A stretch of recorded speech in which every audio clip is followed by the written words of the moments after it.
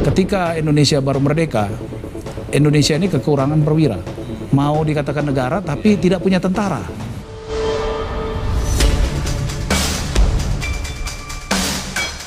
Khususnya lokasi yang kita berada saat ini yaitu Akademi Militer. Ini dulunya adalah pacuan kuda.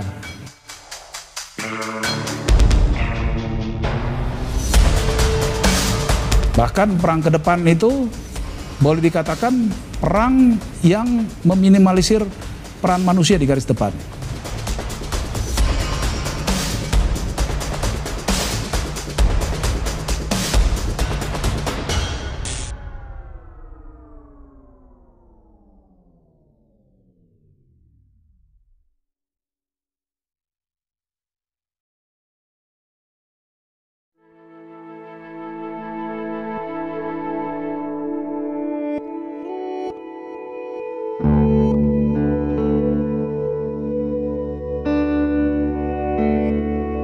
Hiruk pikuk kota Magelang seketika sirna berganti dengan suasana tenang, damai. Belayan hembusan angin semakin menambat hati, siapapun rasanya ingin berlama-lama di sini. Hamparan rumput yang luas membentang, memanjakan mata dengan bangunan-bangunan ikonik. Gerbang-gerbang dan monumen megah seolah mempertegas eksistensinya di lembah kaki Gunung Tidar yang memesona. Tempat ini bukan komplek pemukiman biasa. Setiap jengkal tanahnya mengandung sejarah, terukir dalam berbagai prasasti dan dokumen yang masih tersimpan rapi di Akademi Militer Magelang, Jawa Tengah.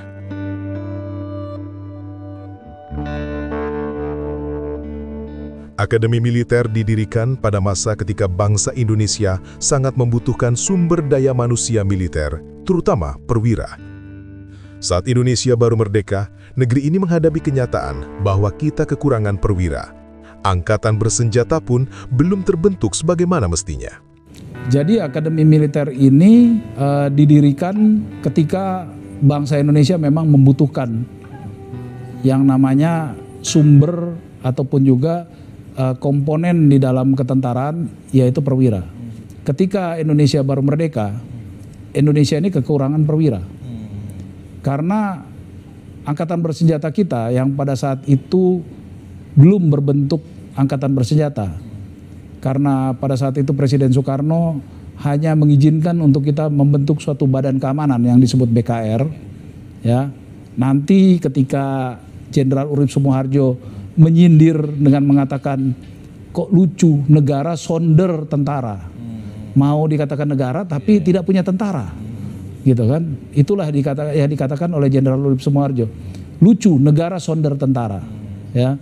Nah disitulah baru Presiden Soekarno kemudian mengizinkan kita mendirikan yang namanya TKR, Tentara Keamanan Rakyat.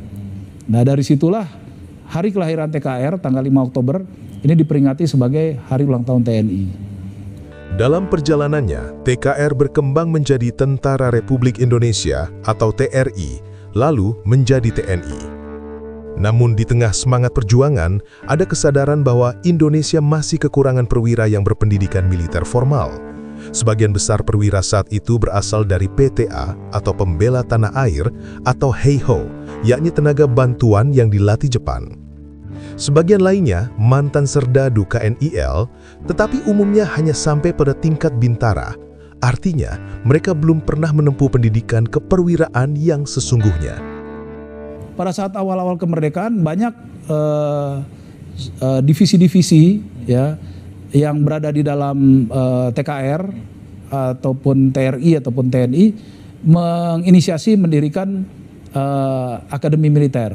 Seperti kita ketahui pernah ada Akademi Militer Brastagi, ada Akademi Militer Tangerang, ada Akademi Militer Yogyakarta, ya. Namun usaha itu terhenti ketika terjadi agresi militer Belanda II, di mana pemerintah Indonesia yang dipimpin Soekarno-Hatta ditangkap dan dibuang ke luar daerah. Belanda kemudian mengklaim bahwa Republik Indonesia telah demisioner. Pada masa itu, beberapa perwira Indonesia dikirim untuk menempuh pendidikan militer di luar negeri. Salah satunya adalah di Akademi Militer Breda, Belanda. Salah satu alumninya adalah Jenderal Rudini, Salah satunya angkatan itu adalah Pak Rudini, Jenderal Rudini. Nah, ketika selesai pelaksanaan dari konferensi meja bundar, maka kemudian seorang Jenderal TNI pada saat itu menjabat sebagai Wakil Kepala Staf Angkatan Darat yang bernama Jenderal Gatot Subroto, ini mulai memikirkan berdirinya suatu akademi militer yang setara dengan akademi militer di negara-negara maju. Magelan memang sejak lama dikenal sebagai kota militer. Bahkan peninggalan tangsi-tangsi Belanda masih banyak berdiri di sana hingga kini. Disinilah Gatot Subroto menemukan tempat yang dulunya merupakan arena pacuan kuda peninggalan Belanda. Tempat itu kemudian diokupasi dan diubah menjadi kompleks akademi militer. Bangunan pertama yang berdiri di sana adalah Main Hall yang dirancang langsung oleh Gatot Subroto sendiri. Salah satu bangunan yang saat ini kita berada yang bernama Main Hall, ini adalah bangunan pertama yang diarsiteki langsung oleh yang namanya Jenderal Gatot Subroto. Dan ketika Akademi Militer ini rampung, maka namanya pada saat itu adalah Akademi Militer Nasional. Akademi Militer Nasional yang mana pada saat itu diresmikan oleh Presiden Soekarno tanggal 11 November 1957 pada pukul 11:11. Jadi buat Akademi Militer angka 11 itu sakral. Keramat, sorry, bukan sakral, keramat. Ya, dimana kalau mereka makan, kalau mau menutup sendok dan garpu harus mengarah ke angka 11. Nah, begitu. Pasti apa yang saya bicarakan ini semua alumni Akademi Militer akan mengiyakan hal tersebut. Seiring waktu, restrukturisasi besar terjadi di tubuh TNI. Lembaga Pertahanan Indonesia kemudian disatukan dalam Wadah Angkatan Bersenjata Republik Indonesia atau ABRI yang terdiri dari Angkatan Darat, Angkatan Laut, Angkatan Udara, dan Kepolisian. Perubahan ini membuat nama Akademi Militer Nasional berubah menjadi Akabri Darat. Di masa itu pula, lahir sistem pendidikan bersama bagi para calon perwira dari keempat matra dalam wadah Akabri Umum yang kini dikenal sebagai Kawah Chandra di Muka, tempat pembentukan karakter, mental, dan disiplin para calon pemimpin bangsa. Salah satu gubernur Akademi Militer yang paling fenomenal adalah Maijen TNI Sarwo Edi Wibowo. Di masa kepemimpinannya, lahir banyak taruna berprestasi. Dan ketika beliau menjabat sebagai Gubernur Akademi Militer, ternyata salah seorang taruna terbaik yang dididik oleh dia berkenalan dengan anak gadisnya. Dan kemudian mereka menikah, jadilah kisah cinta antara Pak SBY dan Ibu Ani Yudhoyono. Dalam kehidupan di lingkungan Akmil, dikenal istilah organik atau Sivitas Akademika. Sivitas Akademika Akmil terdiri dari dua kelompok utama, Gadik atau tenaga pendidik dan Gapendik atau tenaga pembantu pendidikan. Mereka inilah yang berperan penting dalam menyiapkan para taruna menjadi perwira tangguh, profesional, dan berkarakter. Kalau Gadik ini adalah para organik yang langsung membina, mengasuh para taruna. Mereka inilah yang disebut resimen taruna. Nah, kemudian ada juga korps dosen, ada juga korps gumil di sini. Nah, mereka lah yang disebut Gapendik, tenaga pembantu pendidikan. Saya katakan kepada mereka bahwa moto daripada Akademi Militer adalah menyiapkan perwira masa depan yang harus siap menghadapi tugas-tugas mereka di masa-masa yang akan datang. Nah, jadi perang ke depan sangat berevolusi. Ya, bahkan perang ke depan itu boleh dikatakan perang yang meminimalisir peran manusia di garis depan. Artinya apa?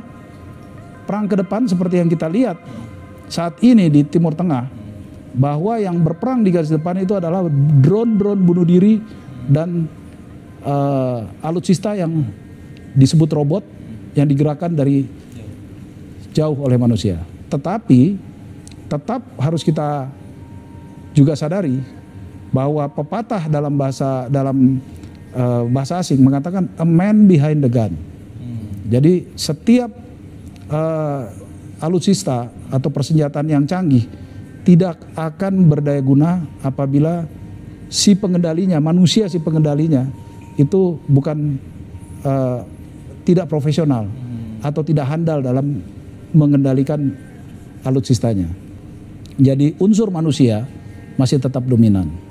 Nah, untuk itu para perwira sekalian, saya selalu tekankan agar ya bisa menyadari bahwa mereka berada di era digitalisasi.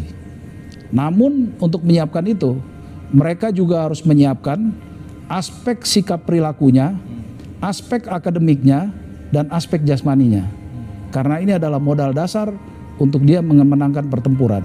Menyiapkan perwira masa depan yang siap menghadapi cabaran zaman adalah misi paling realistis di Akademi Militer ini. Dunia militer modern telah berubah pesat. Perang masa depan bukan lagi pertempuran konvensional. Karena itu, Akmil terus menekankan keseimbangan 3 aspek utama dalam pendidikan taruna, yaitu sikap dan perilaku, intelektual, akademik, dan kebugaran jasmani. Ketiganya menjadi fondasi penting bagi seorang perwira. Masuk akademi militer bukan hal yang mudah, dibutuhkan kesiapan fisik, mental, dan akademik sejak dini. Karena itu, penting bagi pemerintah daerah dan masyarakat untuk membuka wadah bimbingan bagi calon taruna. Bagi para pemuda yang ingin berbakti kepada negara melalui jalur militer, kesiapan sejak awal adalah kunci.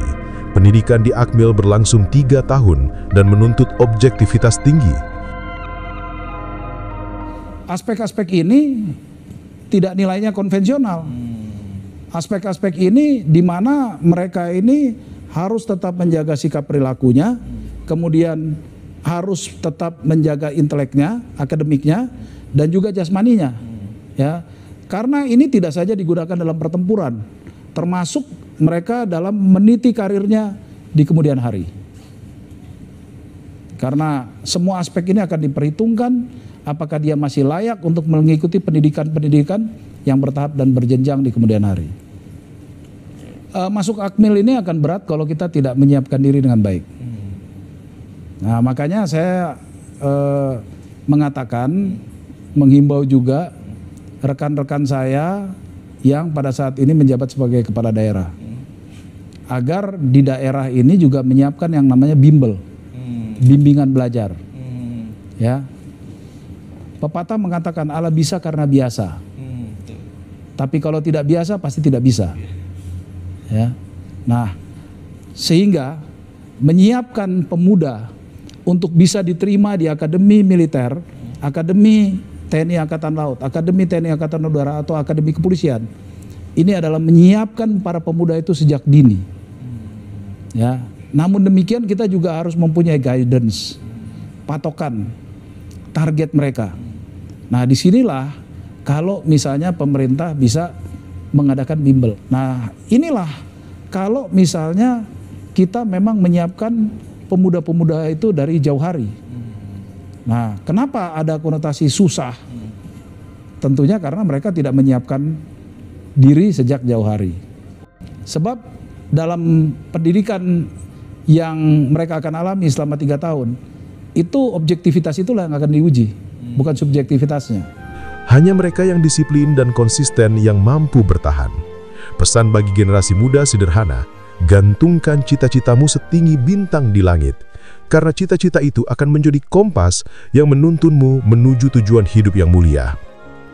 Untuk para pemuda yang ingin membaktikan dirinya, Tentara Nasional Indonesia menjadi perwira di jajaran TNI, baik TNI Angkatan Darat, TNI Angkatan Laut, maupun TNI Angkatan Udara, ya, itu sekali lagi saya mengutip yang dikatakan oleh John F. Kennedy. Jangan pernah tanyakan apa yang negara harus berikan kepada kamu, tapi tanyakanlah apa yang harus kamu berikan kepada negara. Kalau itu yang menjadi obsesi kamu, maka niscaya Tuhan pun akan mendengarkan cita-cita dan keinginan kamu.